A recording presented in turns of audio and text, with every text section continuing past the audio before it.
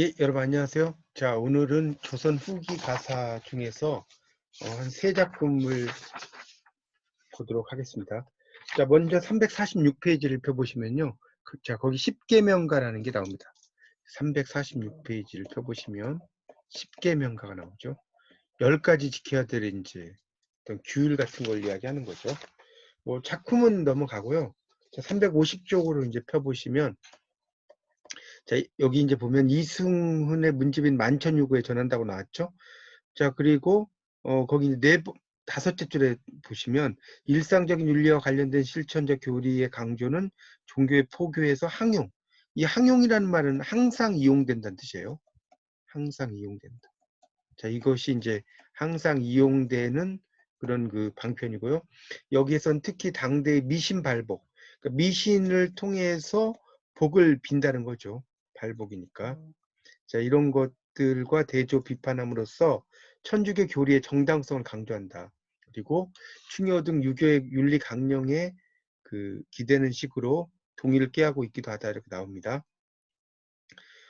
그리고 이제 정약전 같은 경우는 이제 정약전. 자, 정약전은 정약용의 형이죠. 정약용의 형입니다. 그래서 그 흑산도로 이제 나중에 이제 기양을 가요. 천주교와 관련된 그 사건에 이제 연루돼서 흑산도로 이제 기양을 갑니다.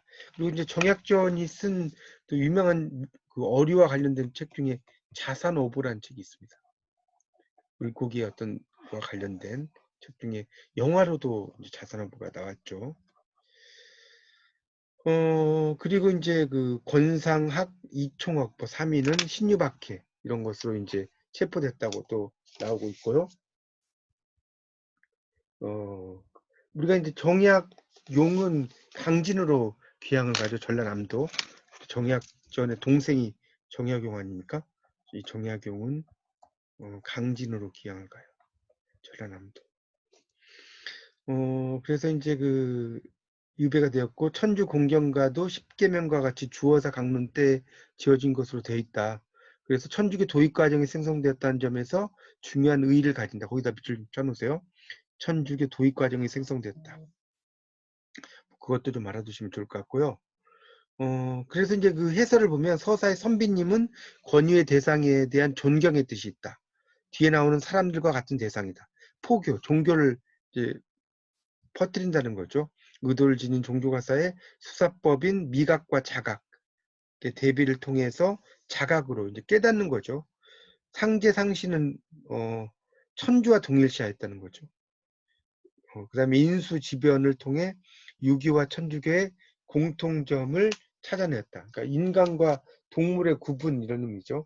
주의를 지키는 쉬운 방편부터 권유하고 효의 근본 개념인 공경을 천주 신봉에 적용한 본사 도입부부터 유교의 살신성인 내 몸을 희생해서 이룬다는 거죠. 인을 이룬다는 거죠. 그런 천주교의 사랑 개념에 포함될 수 없음을 밝힌 것은 이제 그 다음 단부터 시작된 10계명의 해석으로 들어간다. 이런 이야기도 나오고 있습니다. 자, 그 정도로 하고 넘어가겠습니다. 자, 그 다음에 또 어디를 보시냐면 뒤쪽을 좀 넘기십시오. 자, 뒤쪽을 넘기면 기기편이라고 372쪽에 보시면 기기편이라는 게 있을 거예요. 자, 그것에 대해서 좀 또 설명을 드리도록 하겠습니다. 372페이지예요. 자, 372페이지에 나오는 기기편. 기기편이라는 것은 원래 이제 지기다. 그러니까 기를 가르친다. 이런 의미가 이제 이렇게 변형됐다라고 볼 수가 있는 것 같고요. 기라는 건 뭐냐 그러면 어떤 사물 현상을 만들어내는 어떤 거죠. 사물 현상을 만들어내는 어떤 것. 그런 것을 이제 이야기한다고 볼 수가 있겠습니다. 그래서 이제 이 작품에서도 이제 쭉 설명들이 나오는데, 작품은 넘어가도록 하겠습니다. 작품 넘어가고요. 그 해설 좀 보죠. 379쪽을 보십시오. 379쪽에 이제 보면 이 초당 문답가의 여러 작품이 있다고 나오죠. 그래서 거기 이제 쭉 내려가다 보면 이 작품들이 한 7, 8째 줄에 경세적이다라는 말 나오죠. 그러니까 세상에 가르친다, 세상을 경계한다는 거죠. 그래서 13편의 가사가 있다. 이 가운데는 유교적인 실천 윤리를 강조하는 도덕 가사 이런 것도 있고요. 그다음에 이제 경제생활과 관련되는 그런 작품도 있다고 나오죠. 그리고 이제 가사 향유층, 누리는 계층. 우리가 이제 향유층이라는 말을 쓰는데 향유층이라는 말은 누리는 계층이라는 뜻이에요. 그래서 이제 이 가사를 누리는 계층이 이제 있다는 것을 설명하고 있습니다. 그래서 이제 사회적 존재를 희화화, 웃기게 표현한다는 거죠. 희화화라는 말이 상당히 문학에서 많이 쓰이는 말인데 웃기게 표현한다는 뜻입니다. 그래서 자기 존재에 대한 성찰을 꾀한 작품도 있다. 그래서 직위표는 강호가사의 변종이다. 현세 명리에 대한 집착을 경계하고 본래 자신으로 돌아가서 자연의 순서 순리대로 살아라 이런 내용이고요. 작품의 전개 과정은 제일 밑에 나오죠. 서사에서 헛된 명리를 따르지 말고 집안을 잘 다스릴 것을 권한 다음 자 본사의 도입부에서는 입신양명이죠. 이게 출세한다는 뜻이에요. 그 380쪽으로 가면 입신양명이라는 말이 나오는데 입신양명이라는 것은 이제 그 뭡니까? 몸을 세운다는 거죠. 그리고 떨친다는 거죠. 이름을. 입신양명 아닙니까? 그래서 이제 이게 부질없음을 말하고 역대 영웅 호걸들을 예시하여 명리의 헛됨을 증명했다. 그리고 결사는 강호가사의 결사보다. 마지막에서는 퀴락과 교훈의 양면적인 주제를 제시한다고 나오죠. 그런 내용이 된다고 이해하시면 되겠습니다. 자, 이제 마지막 작품의 창송이라는 게 380페이지를 보시면 나오는데 이 창송이라는 건 이제 푸른 소나무란 뜻이에요. 푸른 소나무를 이야기하는 그런 작품입니다. 그래서 이제 이 창송이라는 것은 그 어떤 푸른 소나무의 마음을 의탁했다라고 볼 수가 있겠죠. 거기 좀 읽어보면 물어보세 물어보세 우를한만 저 창송아. 우를하다는 것은 이제 빽빽하다는 뜻이에요. 이게 빽빽한 울자거든요. 어떨 때는 이게 답답하다는 뜻도 있습니다. 글자 자체가 답답해 보이죠. 저 푸른 소나무야 춘풍화류 봄바람의 그 화류 그 버드나무 꽃이죠. 난만할 때 만연히 피었을 때 제 굳은 마음 굳이 지켜서 성색불변 소리가 변하지 않는다는 거죠. 언건하니 우뚝 솟는다는 거예요. 언건이란 말은 우뚝 솟음. 장부 웅심 웅심은 큰 마음이라고 보시면 됩니다. 이게 뇌안이며 하일산중 여름의 산속의 맑은 바람이죠.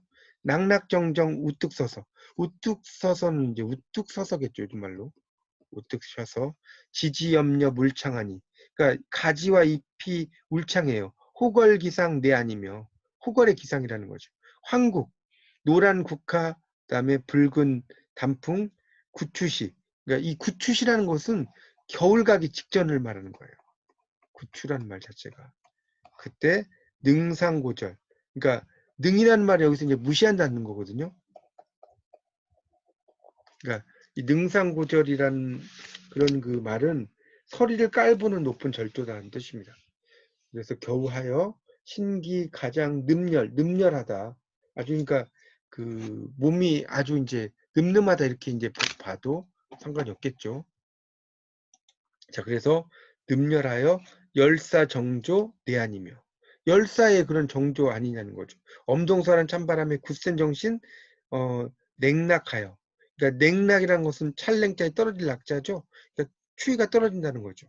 적갑 창염 이거는 이제 신하로 된 자로 목숨 바쳐 충성한다는 뜻이에요. 좀 말이 어려운데 여기 지금 적갑 창염이란 말. 신하로 된 자로 목숨 바쳐 충성을 해요. 특연하니 신자 충절 내안이냐. 내 지조와 내 충심은 세안 후에 더욱한다. 그러니까 날씨가 차가워진 연후에 안다는 거죠. 우로 은택. 그러니까 우로는 비와 이슬이죠. 은택이 아니면은 내가 어찌 생장하냐. 그러니까 비와 이슬이 은택을 준다는 거죠. 풍상질고 아니면은 네가 어찌 늙었으며 백운명월 흰 구름과 밝은 달 아니면 어찌 한가하겠느냐. 우로처는 비와 이슬 하늘의 은혜 갚으라고 종남사나 풍월 중에, 이 종남산이라는 것은 그 6번에 나오죠.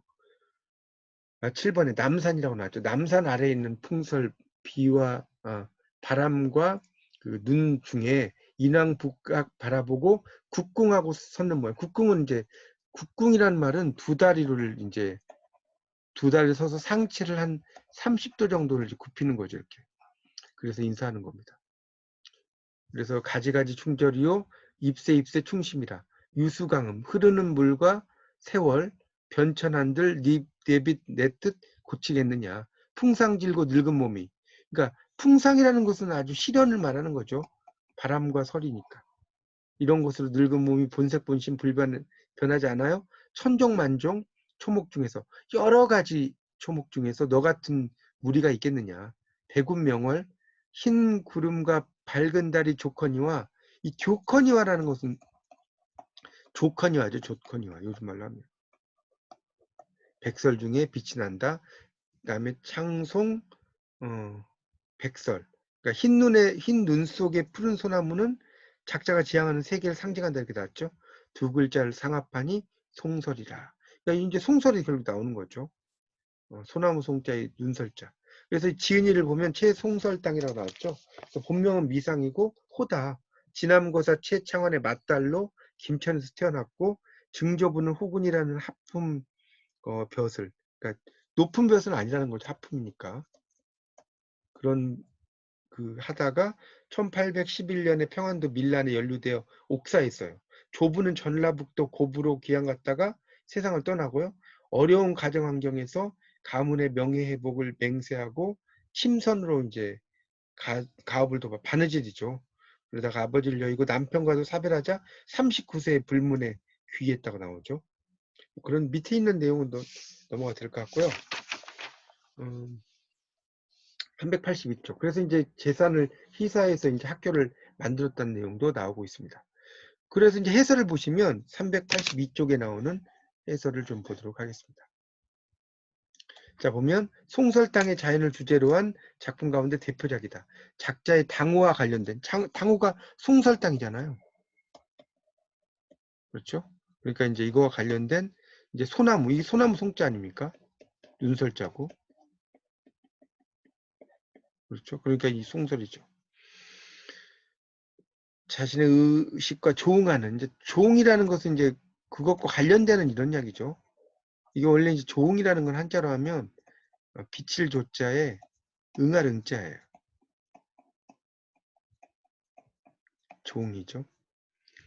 그래서 특질을 잘 잡아내었고 암울한 시대지만 높고 밝은 이상을 견지하려는 이 자세가 여성 가사가 지녔던 수능적인 세계를 벗어나서 새로운 세계의 능동적이고 진취적인 작품 세계를 개척하였다. 여기 밑줄 쳐놓으세요.